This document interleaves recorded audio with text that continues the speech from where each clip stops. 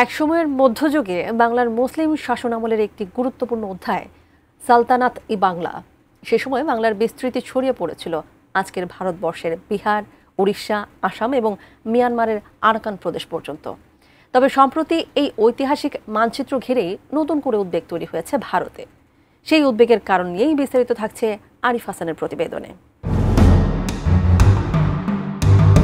সম্প্রতি ঢাকা বিশ্ববিদ্যালয়ে সালতানাত-ই-বাংলা শিরোনামে গ্রেটার বাংলাদেশ নামের একটি মানচিত্র প্রকাশ করা হয়। ভারতের একাধিক রাজ্যকে সেই মানচিত্রে বাংলাদেশি ভূখণ্ড হিসেবে প্রদর্শন করা হয়। মানচিত্রটিতে স্থান পায় ভারতের বিহার, উড়িষ্যা, আসাম এবং বর্তমান মিয়ানমারের আরাকান প্রদেশ, যা একসময়ের বৃহৎ বাংলার মানচিত্র। মানচিত্রটি রীতিমতো সামাজিক মাধ্যমে ছড়িয়ে পড়লে নজরে আসে বিজেপি রাজনৈতিকদের, গড়ায় দেশটির পার্লামেন্ট পর্যন্ত। অধিবেশনে বিজেপির এক এমপি এ ব্যাপারে কেন্দ্রীয় পররাষ্ট্রমন্ত্রীর দৃষ্টি আকর্ষণ করেন।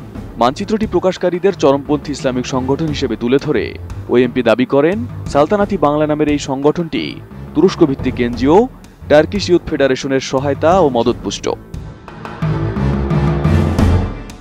বিশ্বমানের থার্মিক্স রড, সালাম স্টিল থার্মিক্স, দেশের একমাত্র থার্মিক্স রড।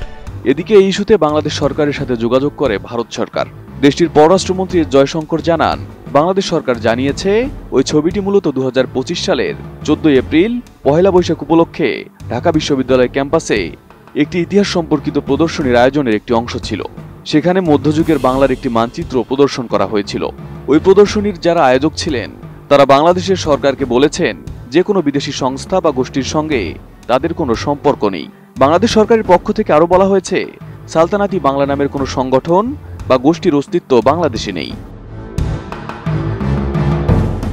তবুও এই ছবিকে কেন্দ্র করে বাংলাদেশ নিয়ে সরব হয়েছে ভারত সরকার।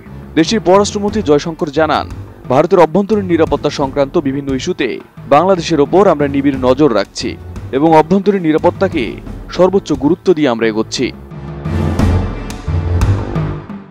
মূলত সালতানাত-ই-বাংলা হল মধ্যযুগে বাংলার মুসলিম শাসনের একটি ঐতিহাসিক অধ্যায়, যখন বাংলা নিজে একটি স্বাধীন ও স্বতন্ত্র সালতানাত বা মুসলিম রাজ্য হিসেবে আবির্ভূত হয়। এই শাসন ব্যবস্থার সময়কাল আনুমানিক 1342 খ্রিস্টাব্দ থেকে 1576 খ্রিস্টাব্দ পর্যন্ত, যখন মুঘল শাসনের আগমন ঘটে, যেখানে বাংলাদেশের প্রায় পুরোটা, পশ্চিমবঙ্গের অধিকাংশ অঞ্চল এবং আসাম, বিহার ও উড়িষ্যার বেশ কিছু অঞ্চল বাংলার অধীনে ছিল। এই বিস্তীর্ণ ভূখণ্ডে সুলতানরা শাসন করেন প্রায় 2 শতাব্দী ধরে এবং এই সময় বাংলায় রাজনৈতিক স্বাধীনতা, অর্থনৈতিক উন্নয়ন ও সাংস্কৃতিক জাগরণ ঘটে। Arif Hasan, ATN news.